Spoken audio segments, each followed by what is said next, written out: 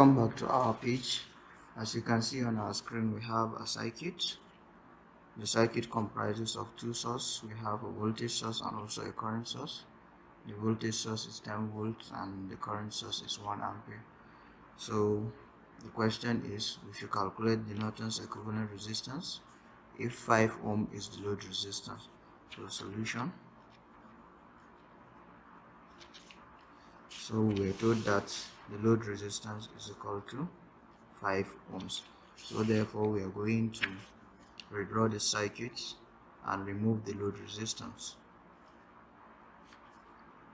So this is our circuit.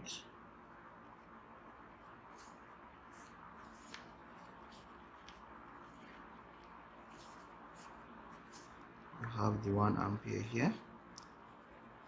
We have 10 ohm, and this is our 6 ohm, and this is 3 ohm, and this is 10 volts. So this is the circuit without the load resistance. So we are to obtain the Norton's equivalent resistance. So to obtain the Norton's equivalent resistance, we are going to remove all the sources in the circuit. When we encounter a voltage source, we short circuit it, and that of current source, we open circuit it. So we have this, we short circuit this terminal. We have our 6 ohm, and this is the 3 ohm, and we have our 10 ohm, and this is our current source. We open circuit the terminal, and this is our Rn, which is the same thing as RTH. So the equivalent resistance would be at this terminal, but we start from this extreme end. So we have 3 in parallel with 6, which is 3 multiplied by 6 all over 3 plus 6, and this is 3 times 6, we have 18 all over 9, which is 2 ohms. So the circuit reduced, the resistive circuit reduced into this.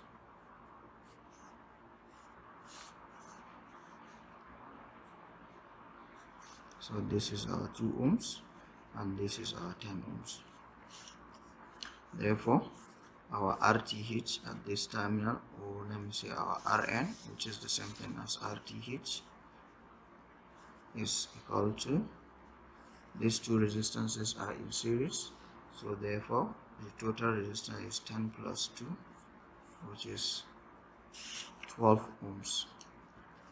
So that is the A part of the question, which is where they say Norton's equivalent resistance if 5 ohm is the load resistance. So the second question is calculate the short circuit current if the 5 ohm resistance is the load. We draw it here. We have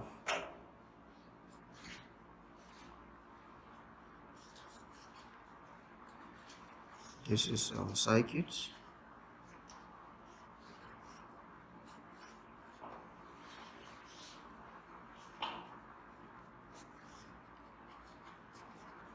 Ohms, and this is 10 volts. So to find the short circuit current if 5 ohm is the load resistor, all we need to do is short circuit the terminal and find the current flowing there. We call it I short circuit. So you can use any analysis to find the short circuit current flowing in this part. So I'm going to use superposition method.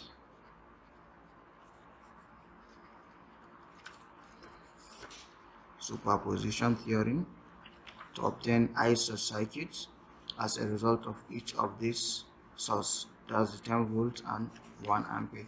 So due to 10 volt source, my circuit further reduces to this.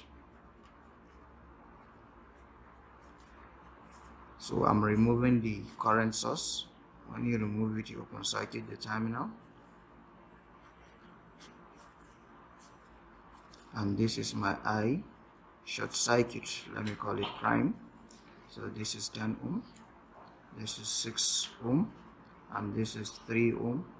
Then our source is 10 volts. So if we look at the circuit, we'll find that we are having a single source which means our V total is equal to the current flowing in the circuit, which is I total multiplied by the total resistance in the circuit. So we can obtain the total resistance in the circuit, R total, at this point. So to do that, we start from the extreme end by taking the parallel by taking the parallel combination of these two, that is 6 in parallel with 10, then in series with what? In series with 3 ohm resistor. So this is 6 multiplied by 10 all over 6 plus 10 plus 3. So if we do this, we are going to have 60 over 16 plus 3. So if we compute the value of our resistance very well, we are going to have 0.75 ohms. So this is the resistance, total resistance. So therefore our I total is equal to V total all over R total, which is our V total, the only voltage flowing in the circuit, is 10. So I have 10 over R total, which we just calculated, 6.75. This will now give us 40 all over 27 ampere. So this is the total current flowing in the circuit. So this is the 10 volt source. What is coming out of the 10 volt source is this I total. It will go here and it will divide into two, this branch and this branch. So we are interested in the current that is going through this branch. So we are going to perform what we call the current divider rule. Current divider rule is I prime SC to be equal to R total, that's the total resistance between the two resistors, all over Rx, the interested resistor, value of the interested resistor, let me call it RSC, multiplied by the total current that comes and divide into two, which is IT. So the total resistance is the parallel combination of these two, which is 10 multiplied by 6 all over 10 plus 6 divided by RSC, which is our 10, then multiply by the total current, which is what we calculated here to be 40 over 27. Therefore, if we calculate this, 5 over 9 amperes. So this is the current that will flow through the 10 ohm resistor as a result of this 10 volts source. So next is we should obtain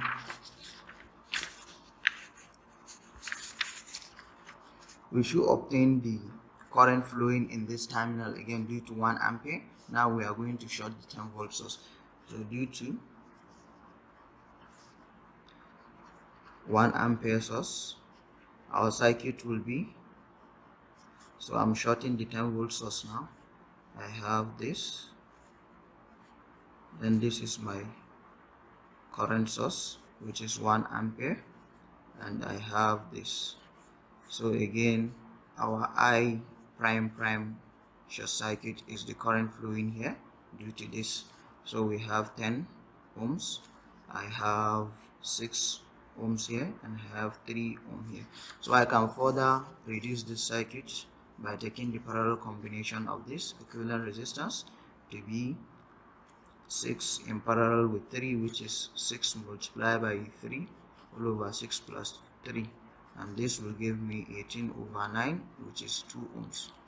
Therefore, I have the circuit to be this, further reduced into this.